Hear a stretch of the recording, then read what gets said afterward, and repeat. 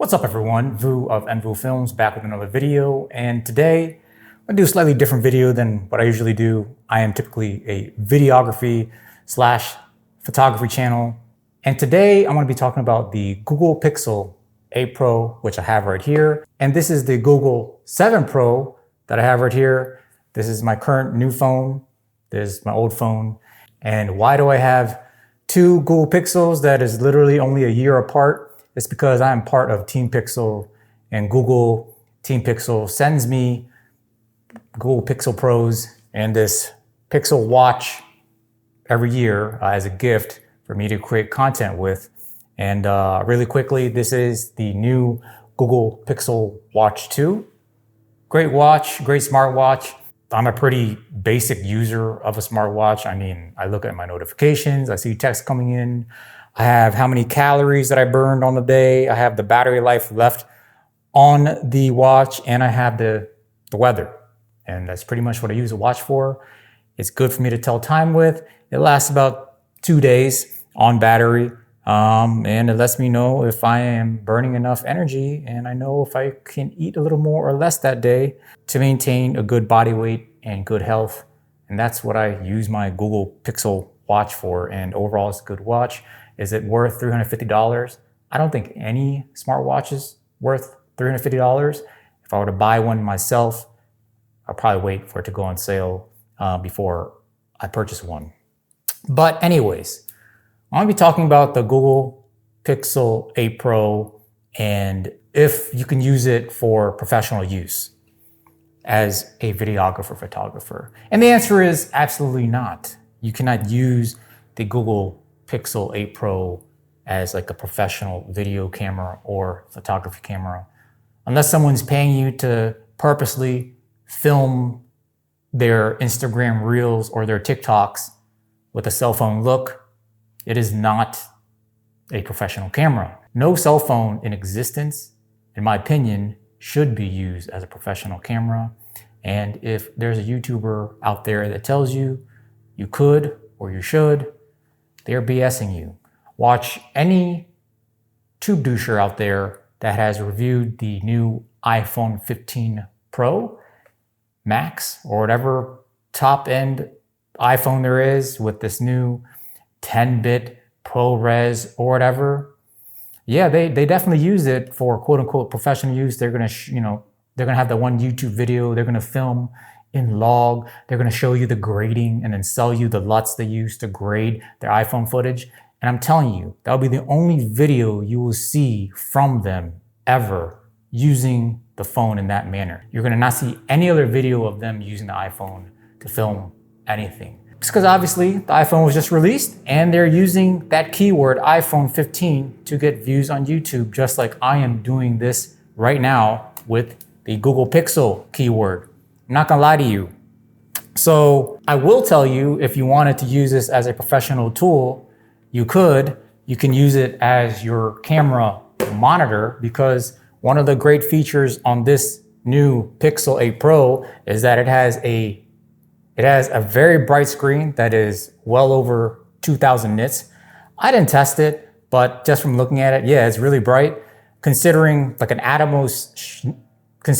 Atomos Ninja 5 Plus is only 1000 nits of brightness. If you use this as a camera monitor at 2000 nits, it is actually quite bright. And especially since I use a Sony FX3, I can use the new Sony monitor and control app and I can monitor footage using my Pixel 8 Pro, won't have an issue going out and monitoring footage in bright sunlight. And of course, I could use the touch screen to do touch tracking and all that stuff without having to touch my screen on the FX3 like I would if I was using like an Atomos Ninja. I would still have to use my Sony screen to touch focus, whereas with a monitor control app with my cell phone, I could actually touch focus right on the phone. Obviously if I'm not trying to shoot like ProRes RAW or something externally onto the Atomos. So with my old age of 39 pushing 40, Asian piece of YouTube douchebag trash, can't see a damn thing when it's all up in my face, with my glasses on, having a nicer, bigger screen such as my phone for a monitor helps out a great deal. The only issue is with the monitor control app, I cannot connect via USB directly with the FX3, only the FX6, but although I could connect it wirelessly, I have to prioritize image quality or connection speed. And if I have higher image quality, there's a little more lag, a little more jittering with higher picture quality. But with a lower picture quality, it's smoother, but obviously I'm not gonna be able to tell.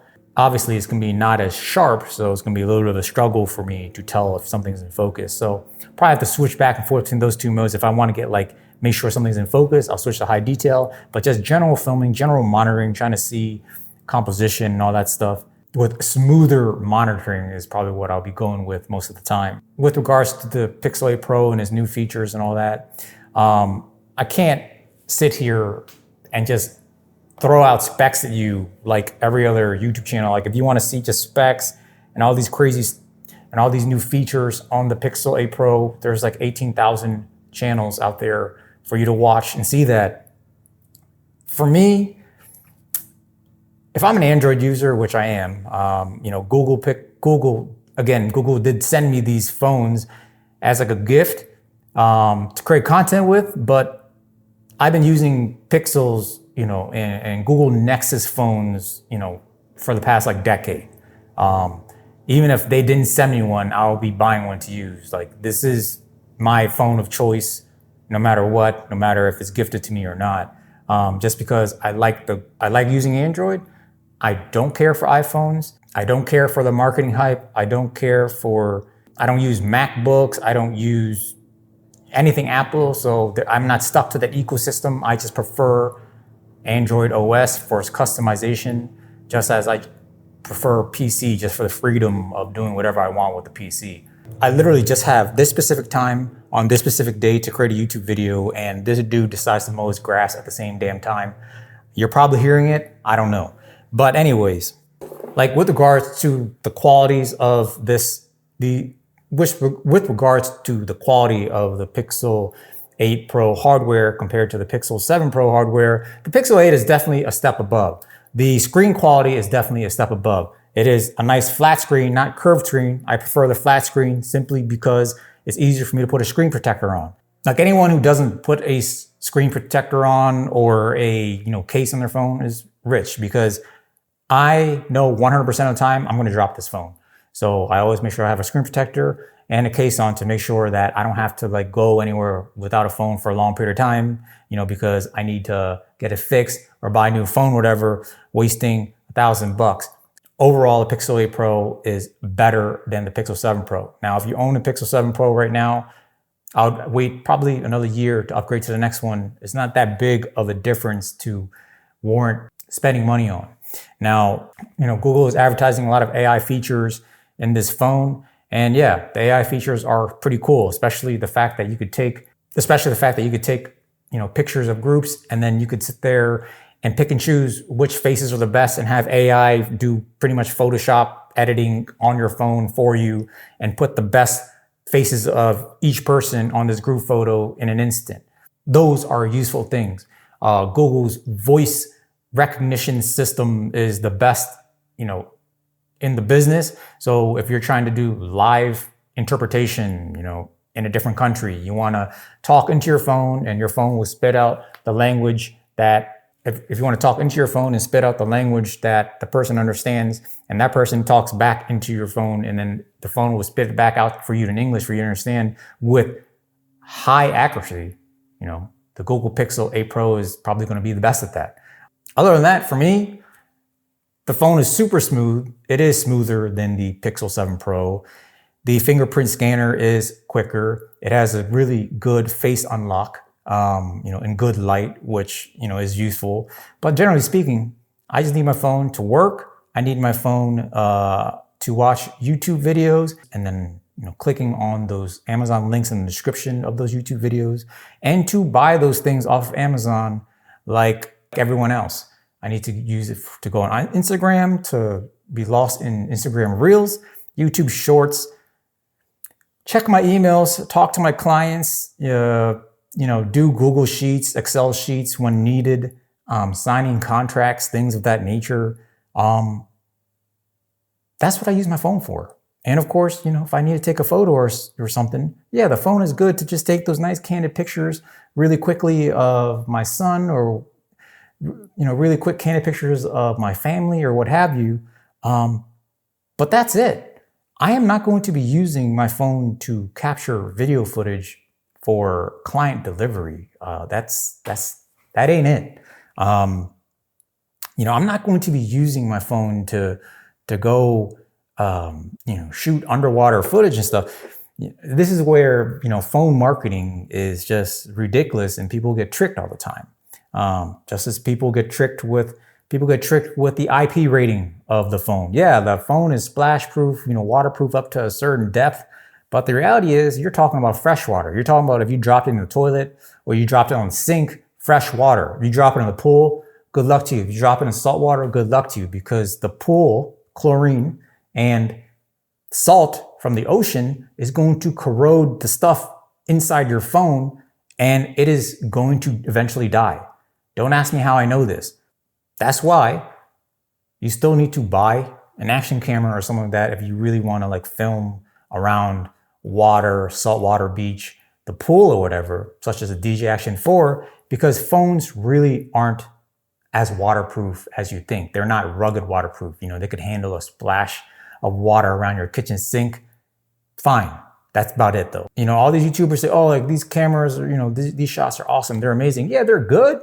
In good lighting conditions, they're usable. But the reality is these phones are all under 1-inch sensors. They're like, what, 3/4 of an inch of a sensor. Meanwhile, the same YouTubers encouraging you to use your phone to film and all that stuff won't even buy a Micro Four Thirds camera. Won't even want to buy an APS-C sensor camera.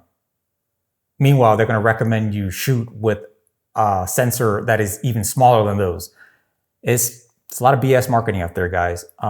Yeah, you could shoot log or whatever on your, iPhone. And hey, if my Pixel can film with log, I'll be very happy too. I'll go out there and I'll do some shot examples. I'll color grade it once or twice, and that is it. I'm not going to be using my phone for any extended period of time filming in log, especially if it's gonna get hot or I'm gonna have to insert an additional external hard drive or something on it, just an additional external SSD or some type of other SD card, because all that footage is gonna take up so much space. No, but just quick video clips of my kids, quick pictures of my kids. Yeah, Pixel 8 Pro is probably gonna get as good as any photos out of a cell phone camera I'm gonna get. Are the videos as good as iPhone? No, the iPhone has the best video, capabilities out of all cell phone cameras, but it's still cell phone video. I saw the footage on, examples of log and, graded and all that stuff. It looks great, on my phone, but as soon as I watch it on my computer or something, I'm like, yeah, that's a cell phone, with a small sensor, with some processing done. And yeah, it still is no match for, any 10-bit log actual camera. You know what I mean? With different lenses and all that stuff. And the vast majority of all these people getting in line, buying their new iPhone 15 Pro Max, flossing it, showing it to everybody, they're not going to use those features. They probably barely know how to check their email. They barely know how to log into Instagram before having to call Apple to find out how to do it. It's just all BS. I don't know if it's because I worked for a marketing firm for, 3 or 4 years, but I just loathe just obvious marketing tactics, and Apple is extremely good at it in marketing to the sheep, that just have to buy the most newest Apple thing. There's this thing going on now where girls are like, hey, I'm not going to date a guy who uses Android phones because he's poor or something. Dude, a lot of Android phones are more expensive than Apple phones. And quite honestly, if it's a girl that's telling you that she's not going to date you because you use an Android phone, great. Thank you for filtering you out of my life. Why would you want to even talk to someone that dumb for longer than 2 milliseconds. That is the world we live in, where people are measuring their relationships on what cell phone the other person is using. It's pretty crazy. At the end of the day, no cell phone camera is, proper for professional use. The sensors are just too small. Okay, it's like if you have a big junk in your pants, such as, for example, like big camera sensor, it's just easier for it to get good image. It doesn't have to do a lot of extra work. It just gets good shots because, it's allowing a lot of light to get in there. It's going to get higher quality image. It doesn't take a lot of work, just as if you have like a big junk in your pants, you're not going to need a lot of work to get things done in the bedroom. Whereas a smaller, smaller sensors, such as cell phone camera sensors, it needs a lot of extra processing. It's going to need a lot of extra like software manipulation and all that stuff to like make the image look kind of good. And then when you look really close, it's all like jitter. It has like all these over sharpening effects on it. Just if you have a smaller junk, you're going to just have to do a lot of extra work in the bedroom, to try to get things done. Don't ask me how I know that. I just do. Just take my word for it. At the end of the day, guys, if you are currently on iPhone and you are really invested in the system, meaning you have like a MacBook, you have iPad, you love your, FaceTime, you love your AirDrops and all that crap, there's no reason to be going over to a Google Pixel phone.